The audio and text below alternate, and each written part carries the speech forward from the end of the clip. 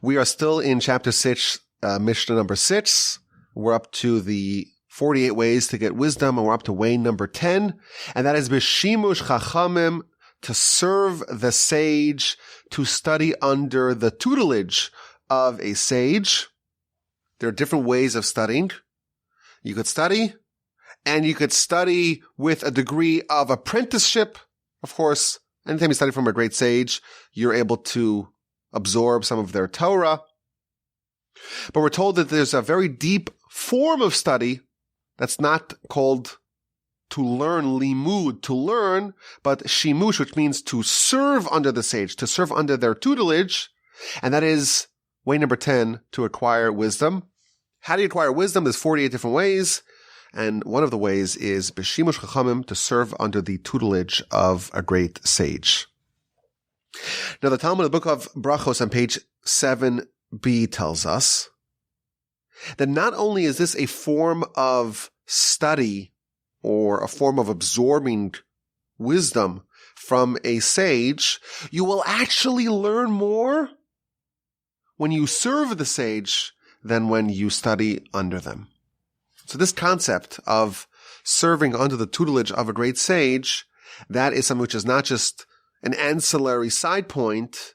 It's actually where the bulk of the wisdom will be transmitted, not in a formal setting of a scholastic environment, but via the tutelage of the disciple, the apprentice, to the master. Now, what does this mean on a practical level? So this is interpreted in many different ways. On a basic level, we're told that if you want to really understand Torah, you need to be in the proximity of a living example of what you aspire to be.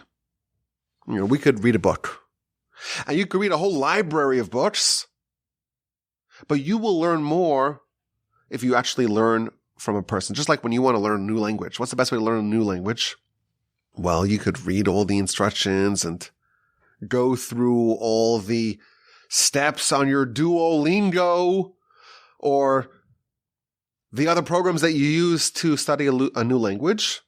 But if someone throws you into Portugal or Madrid or Berlin and you're just stuck there, Berlin's not a good example because everyone there speaks English. But if you're dropped into some place and you're in this environment, that will teach you a lot more than any sort of formal instruction.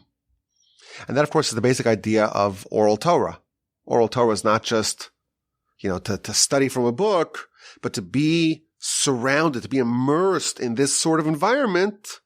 And that will actually deepen the learning and will fill in all the gaps that you may have developed over the course of your formal study. The Talmud relates an incredible story. It's talking about Rabbi Akiva. He said, before I began to study as an apprentice of the great sages, I did what I thought was a great mitzvah. I was walking along the way, and I saw an unattended body. Whenever there's an unattended cadaver, there's someone who's dead, and there's no one there taking care of them. It's a great mitzvah to bury the dead. And I carried this dead body for 4 mills, so think of it as 4 miles, until I found the cemetery. And I buried him in the cemetery. And then I went to my teachers. I went to Rabbi Eliezer and to Rabbi Yoshua, and I told them what happened. And they responded with shocking criticism. And they said, for every step that you took, it's like you were a murderer. Why? Because you should have buried him right away in the place that you found them. Because when you find a dead body, they acquire that space and you can bury them right away. And Rabbi Akiva said, how did I make such a mistake? I wanted to do a mitzvah. I wanted to do the right thing. And I made a mistake. All the more so when I don't want to do the right thing. Imagine how many mistakes I will make.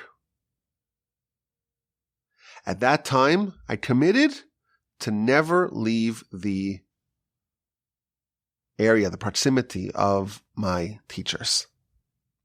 And then Rabbi Akiva, he taught, someone who does not spend time under the tutelage of a great sage, they are guilty of a capital crime.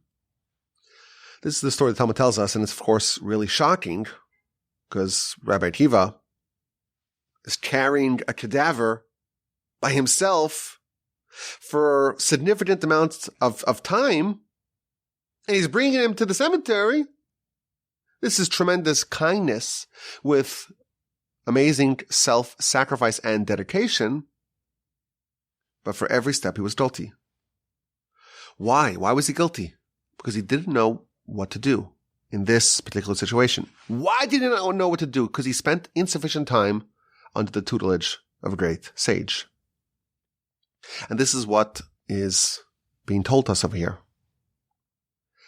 If you really want wisdom, you can read all the books in the world, but spending time with a real sage will supercharge your advancement and your growth, and you'll absorb Torah in a much deeper and fundamental way, and you'll add yourself to this glorious chain that goes all the way back to Sinai, and you'll bond with this chain of transmission in a way that will really fundamentally elevate you. And this is part of what happens in a yeshiva. In a yeshiva, it's not just a room with a lot of books that everyone's studying on their own. There's a great emphasis of the students studying under the tutelage of the master. And the way that the instruction is given, it's given in a way that the student learns not just how, what the material is, but they learn how to actually eventually graduate to become like the teacher themselves. So if you're teaching, let's say, Talmud, you want to show the student how the sausage is made. There's an old saying that they say in yeshiva. There's two kinds of chefs. One chef just shows up and delivers the finished product. That's not a good Torah teacher. A good Torah teacher has to take the patron into the kitchen and show them the process. Don't just deliver the finished product. Show them what you did and where you bumped into problems and how you navigated it and how you understood the problem and how you wrestled with it. And eventually what led you to your conclusion. Give them the nitty-gritty so that way they're not just informed and educated, but they're really trained. And they know what you're doing and they know how to do what you're doing so that they too can transmit that to the next generation. So part of this idea, it's not just to study, it's to study how to study. It's to study how to teach. It's to study how to continue this wonderful transmission. But there's another component to the principle of tutelage. And that is that there's a lot of parts of Torah that cannot be studied from a book. How does a person live? What are the decisions that a person makes? What are the priorities? How do you navigate problems? There is Torah in how to live. And of course, you can maybe study that if you read between the lines, but you have to read between the lines. You have to read the white part, not just the black letters of the page. There's an old saying that although the Shulchan Aruch, the Code of Jewish Law, is comprised of 4 major sections, there's actually a 5th section that's not written down. And that's transmitted from teacher to student. And what's that? Those are all the intangibles.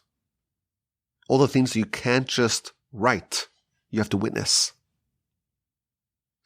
And that is what really transforms and elevates the students. So it's all these subtleties, things that you can't even put into words, That is what is referred to here as tutelage. The great Rabbi Chaim Shmulevitz, he was the head of the Mir Yeshiva, which is the largest yeshiva in the world, and he was a student of Rabbi Yerucham Levovitz, who incidentally was my grandfather's primary teacher. And Rabbi Shmulevitz, he used to say, he would tell his students, he says, why am I so much more intelligent than you? He was a great, great, great genius. But he would tell his students, why am I so much more developed than you? No one spent more time with Rabbi Yerucham than me. For 6 years, I spent the entire Shabbos with Rabbi Yerucham every week. And the whole week, the whole Shabbos, he would not stop talking and instructing and teaching and elevating. And you may think the reason why I'm so much more developed than you, it's because that I studied with Rabbi Yerucham more than you did. But that's not the reason. The reason why I'm so much more developed than you, and you have to understand who this person was to understand the context of what he's saying, is because I went with Rabbi Yerucham to the beach. I saw him in situations that none of y'all ever experienced. And he taught me how to live. And I was able to see him up front, not in a study context. I really was able to be reared under the tutelage of Rabbi Yerucham more than anyone else. And that's why I was more developed than everyone else. The Talmud talks about some really crazy stuff that happened between teachers and students. The students really wanted to learn everything from their masters. And it's even, you can't even talk about it. Because they went to such extremes to study under their teachers. The Talmud records 2 stories. You say this, it seems so inappropriate. 2 stories of students who followed their teachers into the washroom. Why? I have to know what's the proper way to do this? What's the proper way to use the washroom? And then when the teachers caught the students, what are you doing here? They responded, this is Torah, and I need to study it. Torah is not just the formal instruction. It's learning how to live, how to be elevated in every area of your life. This is Torah, and this I need to study. And then it records, and again, this takes it to an even crazier level, of one student who snuck into his teacher's bedroom to witness how the teacher interacted with his wife. And then when he found him, he says, what are you doing here? The student responded, this is Torah, and this is what I need to study. Now, to us, this is obviously not something that's on our radar at all. And it's very hard to have someone today to be so committed to their teacher to really absorb everything that they do in their lives. And of course, we shouldn't just try to mimic our teachers in what they do, because it has to be appropriate to who we are. But this shows the concept of the attitude that students had towards their teachers, at least in the times of the Talmud, the times of the Mishnah. They didn't want just to study, the Talmud and the laws and the Torah. Every part of how a person behaves, of how a great sage behaves, all that's incorporated into Torah. It's that 5th section that's never written. And if you really, really, really want to ascend to stratospheric levels, you need to dabble with that as well. Now, that's not really on the table in the cards for us. But I was always, fascinated with the study of halacha. I have a hard time with the study of halacha. And the reason why is because I feel that the halacha or the halachic experts, they're such experts that they fail to understand what it's like to be a newbie and to be a novice. And it's very rare to find someone who's able to adapt, so to speak, their voluminous knowledge for someone who is just a beginner. So I spoke to a person that I'm very close with. And I said, what would be the best way for a person to become a halachic authority, to be a posek, as it's called, to be able to answer any question? Now, some questions are easy. Even I can answer some questions. But if you're a recognized halachic authority, you get questions that are so nuanced and so subtle and depend on so many different variables and factors. You really have to know all of Talmud and all of the medieval commentators and all of the responsive literature to understand which variables are even part of the question. And then you have to render a ruling. How does someone become a posek, a halachic authority? So he told me, he says, the way to do it is like this. You take 3 months of your life and you shadow an existing halachic authority. Because over the course of 90 days, all the questions that ever come up will surface. You'll encounter all the questions and you'll see how they analyze, how they navigate, how they dissect a question. You'll be an apprentice. You want to be a halachic arbiter?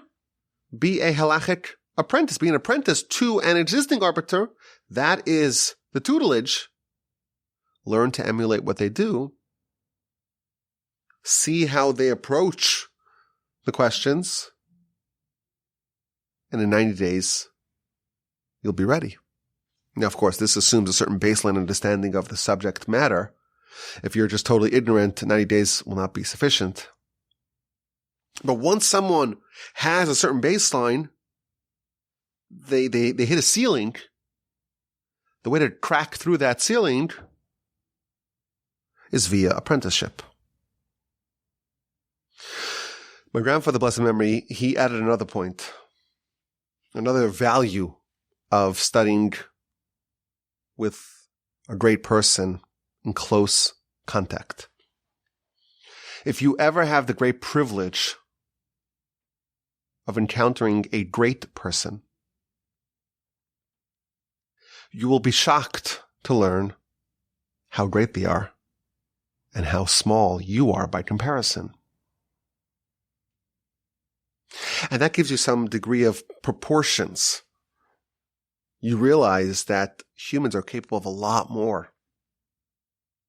And that's going to expand your horizons. You have now been introduced to a very similar species,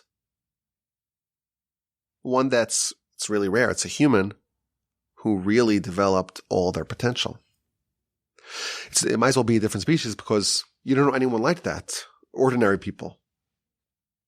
Ordinary people are mediocre.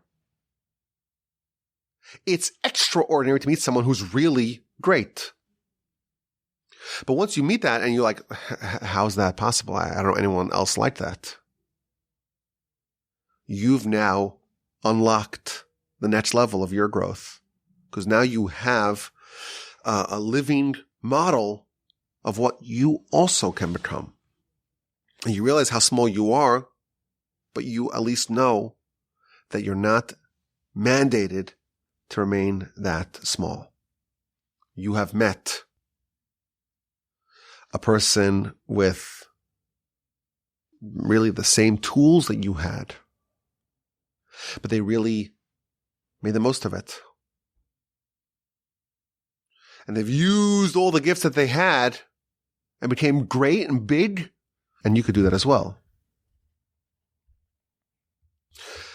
My grandfather, blessed memory, wrote an incredible essay on this subject, and I want to read parts of it to you. One of the hallmarks of my grandfather's life was the fact that he always had someone who he assigned as his Rebbe, as his teacher. And when his teacher passed, he found a new one. And even when he was in his 80s, he found someone that he can say, this is my teacher. The Mishnah tells us, Aseh l'charav, make for yourself, assign for yourself a rabbi, a teacher. And what if you don't have one? Well, find one. And what if they don't want to be your teacher? Assign them as your teacher. It doesn't say get their approval. Make it for you. It doesn't say that they should accept you as a student. Find someone and say, this is a person that I look up to, and this is a person that they're now my teacher. And when he was in his 90s already, he had a teacher who was 15 years his junior. But he subjugated himself to him. Why? Because that's what you're supposed to do. So this subject was a subject that he had a particular affinity for. In fact, even his book, the introduction to his book, begins with this idea. That if a person studies and they study and they study and they study, but they don't actually apprentice under the tutelage of a great sage, there's still something very important that they are missing. And in one of his essays on the subject, he writes a fantastic idea. The Rambam in the Laws of Sanhedrin, chapter 4, law number 1, he's talking about the concept of smicha. To be part of the grand Sanhedrin, you have to have what's called smicha, which means ordination. Well, what does it mean, ordination? It means that Moshe placed his hands upon Joshua and conferred upon him a status of, you are my student, and I'm rendering you as a person who studied under my apprenticeship. Whatever I knew, I taught to you, and now you can carry that baton forward. And Moshe did that not only with Joshua, but also with the 70 elders. And those 70 elders, they confer this ordination onto the next generation, and the next generation to the next generation, so on, generation to generation, until the times of the Talmud. So for 1,500 years or so, there was even more, 1,700 years, there was an uninterrupted chain of teacher to student, generation to generation, going all the way back to Moshe, who got it, of course, from God. And this line of smicha, of ordination, was uninterrupted until it had to end, but it will be restored with the Messiah. But the Rambam, it's interesting, he adds a few extra words in this description of the conferring of the ordination of the smicha. Rambam writes that Moshe also bestowed upon them prophecy. The Shekhinah rested upon these 70 elders. And it seems like these are two different subjects.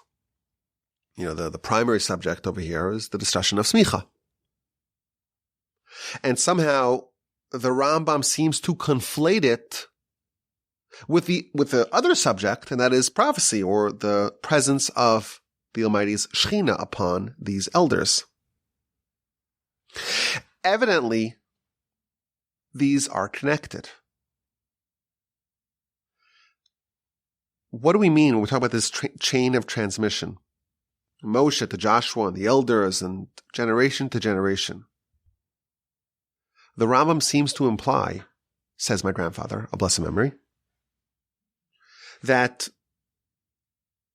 a connection that Moshe had with the Almighty, not just the Torah, that was also conferred with the smicha to Joshua and to the elders. And the principle of smicha, of this ordination, is this, so to speak, idea of the presence of the Shekhinah upon the next generation. And therefore, becoming a student, it means joining this chain that goes all the way back to Sinai, all the way back to Moshe. And just as Moshe accepted the Torah via prophecy, via the presence of God upon him, that too is included in that chain. Now, of course, today we don't have prophecy, and we don't even have the resting of the Shekhinah, but we do have that chain. I mentioned in the past how we have over here at the Torch Center in Houston, Texas, we have a list of teacher to student, to student, to student, and so on, all the way back to Moshe, who studied from God. Going all the way down to the Torch rabbis here in Houston, Texas.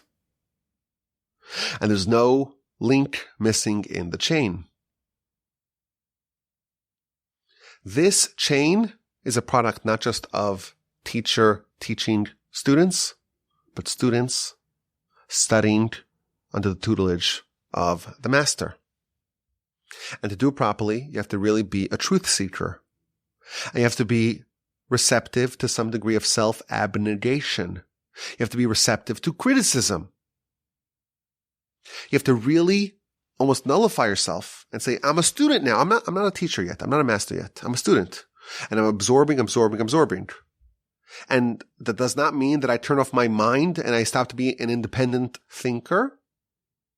But now I'm listening. I'm learning.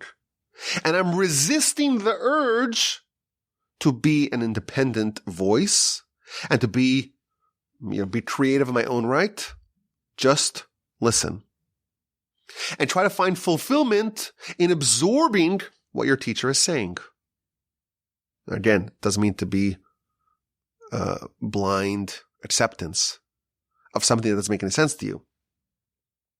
But with broad and deep understanding, and of course, wrestling with what you're learning and seeing if you could really understand what the message is being conveyed, that is what is expected of someone who wants to study under the tutelage of a great sage. And only a veteran student who truly apprenticed under the tutelage of a great sage, only such a person can become an authority of their own, can actually link themselves to this chain. My grandfather himself, he spent 40 years studying the Torah of his first Rebbe, Rabbi Yerucham.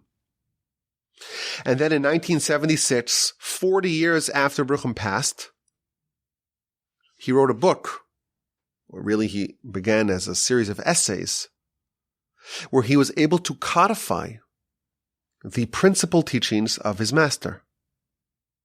And he says, I spent 40 years studying it and really trying to absorb it. And now I'm going to, so to speak, share my findings. We are all eager to be independent. We want to use our own gifts to develop our own way of seeing things, to be independent. This demands us to do that, of course, but first to absorb from our teacher. You will not arrive at your destination. If your destination is pursuit of real wisdom, you won't arrive at it without true apprenticeship. And in his essay, my grandfather writes the following shocking line. All of our success in our pursuit of wisdom It all hinges upon this. And if this was true in previous generations, all the more so it's true today when minds are feebler and mistakes are rife and knowledge of Torah is limited.